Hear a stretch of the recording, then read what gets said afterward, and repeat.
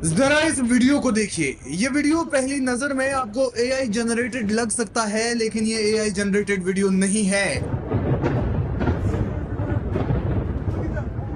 ये है ईरानी मिसाइलों की बारिश का असली वीडियो जो तेल अवीव से सामने आया है। ऐसा हमला कि क्या एयर डिफेंस और क्या इंटरसेप्टर सब पानी मांगते हुए नजर आए। बताया जा रहा है कि वीडियो किसी स्थानीय नागरिक ने अपने घर से रिकॉर्ड किया है। आपको बता दें कि अमेरिका और इसराइल के संयुक्त हमले के बाद ईरान ने मिडिल ईस्ट को दहला दिया है। खास तौर पर इसराइल पर जबरदस्त बमबारी की गई है। ईरान ने इसराइल पर सैकड़ों बैलिस्टिक मिसाइलें जैसे खैबर और अन्य जो उनकी खतरनाक बैलिस्टिक मिसाइलें हैं, उसके अलावा ड्रोन्स भी दागे हैं। 28 फरवरी और 1 मार्च को तेल अवीव के आवासीय इलाकों में सीधे हिट की खबरें आई थी। 1 मार्च को तेल अवीव में एक स्थानीय इमारत पर मिसाइल गिरने से महिला की मौत हो गई और दर्जनों इसमें घायल हुए।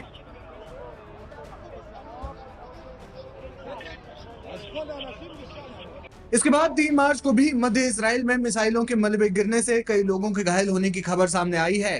तेल अवीव के अलावा रोहोवोट और अन्य मध्य इसराइली शहरों में सायरन की आवाजें गूंज रही है। सुरक्षा बलों ने नागरिकों को बम शेल्टरों में रहने की सख्त हिदायत दी है।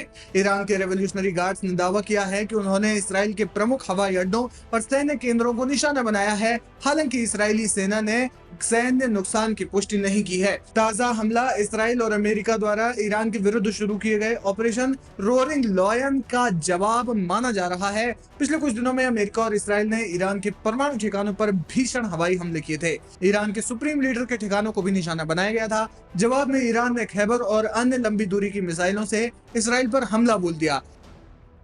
इसके अलावा यरूशलेम और उसके आसपास के इलाकों में भी भारी विस्फोटों की आवाजें सुनी गई हैं। इस्राएली सेना ने पुष्टि की है कि वे ईरान से दागी गई मिसाइलों की एक नई लहर को रोकने के लिए काम कर रहे हैं। उत्तरी इसराइल के इस महत्वपूर्ण बंदरगाह शहर और सुरक्षा केंद्रों को भी निशाना बनाया गया है। ईरान के रेवोल्यूशनरी गार्ड्स ने दावा किया है कि उनकी खैबर बैलिस्टिक मिसाइलों ने हाइफा में सैन्य ठिकानों को सफलतापूर्वक निशाना बनाया।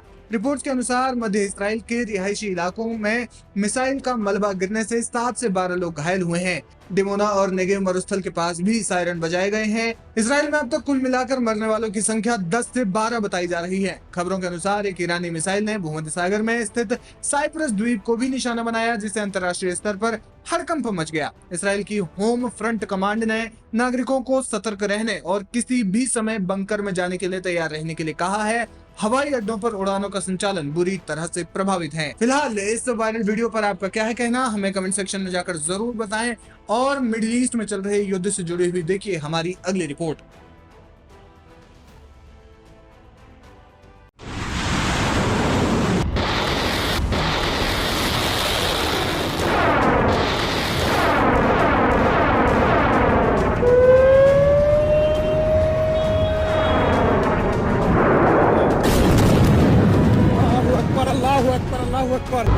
आप देख रहे हैं live Hindustan. Iran America Israel जंग का चौथा दिन, लेकिन चौथे दिन से पहले जो रात थी और उसकी अल सुबह बहुत ज्यादा खतरनाक रही, खास तौर से अमेरिका और उनके सहयोगियों के लिए। ईरान में एक ही नारा लग रहा है, एक ही आवाज आ रही है कि हस्बुनल्लाह व नेमल वकील अलल्लाह तवक्कलना, यानी अल्लाह ही हमारा वकील है, वही हमारे लिए वकालत करेगा। अब हमें सिर्फ उसका सहारा है और हमारे पीछे कोई नहीं है और उसी के भरोसे हम लड़ रहे हैं। दरअसल ईरान एक जख्मी शेर की मानद भड़क चुका है, हमलावर है, क्योंकि उन्होंने अपना सुप्रीम लीडर खोया है, अपना कमांडर खोया है। यही वजह है कि सऊदी अरब में रात को अल सुबह, अगर जिसको हम कहें, आज चौथे दिन से पहले एक भारी धमाका हुआ। और कहां? अमेरिकी सिफारत खाने में, अमेरिकी एम्बेसी में। और ये तस्वीरें आप देख रहे हैं रियाद की, सऊदी अरब की जो राजधानी है रियाद, वहां पर इनकी एम्बेसी है और वहां पर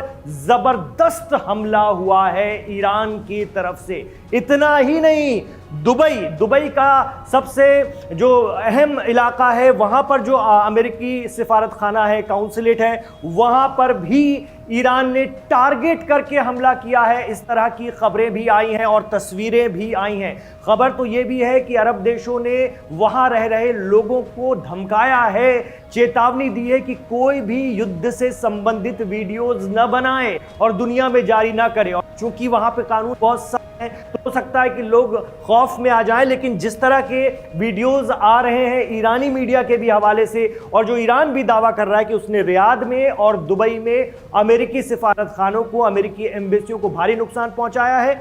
अब ऐसे में अमेरिका का कहना है कि दुबई में हमारे जो सिफारत खाना है उस पर लोग नहीं थे, मतलब वहां कोई जानी नुकसान नहीं हुआ है, लेकिन रियाद में कहा जा रहा है, जो खबरें हैं कि वहां पर नुकसान हुआ है, जानी नुकसान हुआ है।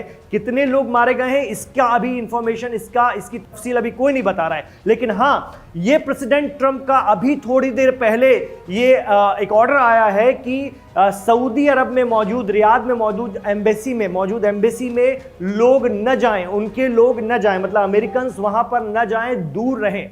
अब सवाल यह है कि रियाद से ये जो तस्वीरें आई हैं, अब इस एम्बेसी में बचा ही क्या है? जिस तरह से ईरान ने मारा है तो अब जाएगा ही कौन? तो इसका मतलब बहुत बड़ा नुकसान हुआ है। ईरान कह रहा है कि हमने बाकायदा टारगेट करके मारा है।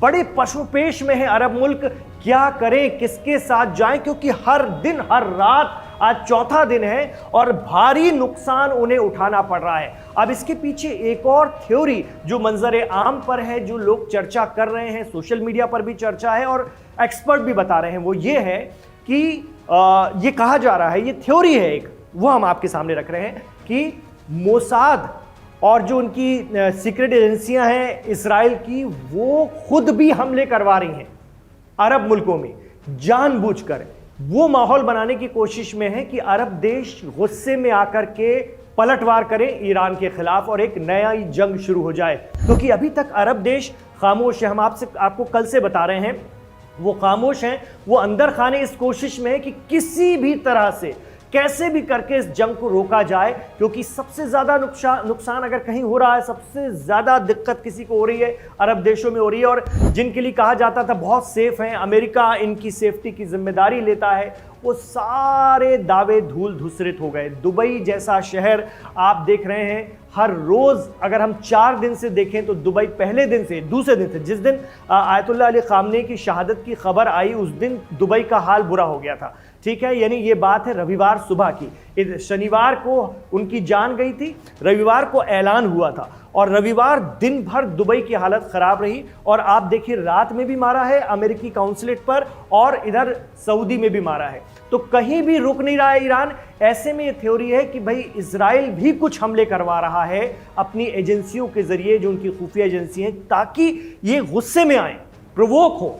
ऐसे में ईरान में एक और बात चल रही है, एक और नारा चल रहा है कि अंता सुभानका इन्नी कुंतुम मिनज़्ज़ालिमीन, मतलब हम तो है ही गुनहगार, ये ईश्वर से वो कह रहे हैं, अपने खुदा से कह रहे हैं, लेकिन तू हमारे गुनाहों को माफ़ करने वाला है और जालिमों के खिलाफ हम अब उठ खड़े हुए हैं।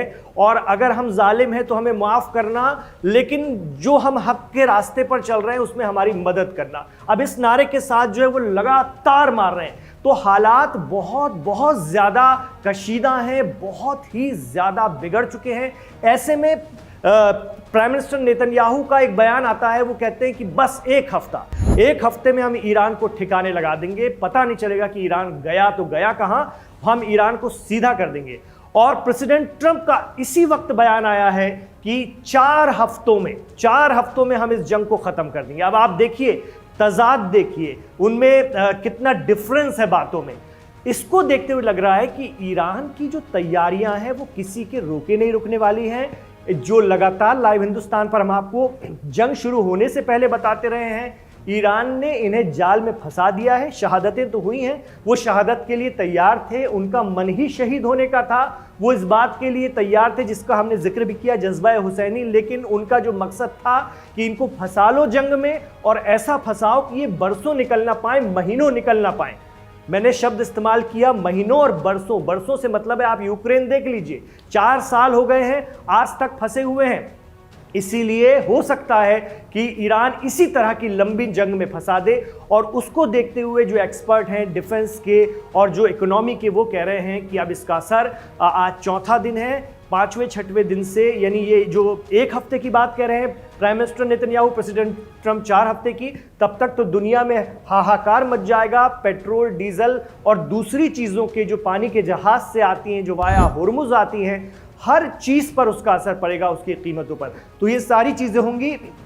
ईरान इसके लिए तैयार है क्योंकि वो उलझाना चाहता था। ये भागने की कोशिश करेंगे, जल्दी खत्म करने की कोशिश करेंगे, लेकिन ये मुश्किल है और फंस गए हैं अरब देश। शौकत भारती मिडिल ईस्ट के एक्सपर्ट अक्सर एक लफ्ज इस्तेमाल करते थे, मैं बकौल उनके कह रहा हूं, अपने तरफ से नहीं। वो कहते थे मुनाफिकत होगी और इसकी सजा मिलेगी। तो मुनाफिकत बकौल उनके अगर ये हुई है तो ये सजा शायद मिल रही है। जिस तरह के हमले हो रहे हैं, ये हम नहीं कहते, ये उनकी बातें जो वो अक्सर अपने बयानों में कहते रहे हैं। तो लगातार हमारी नजर बनी हुई है, लेकिन जिस तरह के हालात बन रहे हैं वो बहुत खतरनाक बन रहे हैं। और बड़ा सवाल ये भी है कि वो देश क्या कर रहे हैं जो उम्मत के रहनुमा बनते थे, अपने आप को खलीफा की तरह पेश कर रहे थे, उस पर भी हम एक वीडियो लेकर आपके सामने जल्दी ही हाजिर हो रहे हैं। आज उनकी भी कलई खुल गई है, सिट्टी पिट्टी गुम है। जो बड़ी बड़ी सेनाएं लेकर चलते थे, जो न्यूक्लियर पावर होने का दावा करते थे, जिनके परचमों पे तो सितारा और हिलाल है, लेकिन आज जो पूरा मिडिल ईस्ट फंसा हुआ है, तो कहां लहरा रहे हैं उनके सितारा और हिलाल वाले परचम? ये बड़ा सवाल है। इस पर एक वीडियो लेकर हाजिर हो रहे हैं, आप रहिए लाइव हिंदुस्तान के साथ।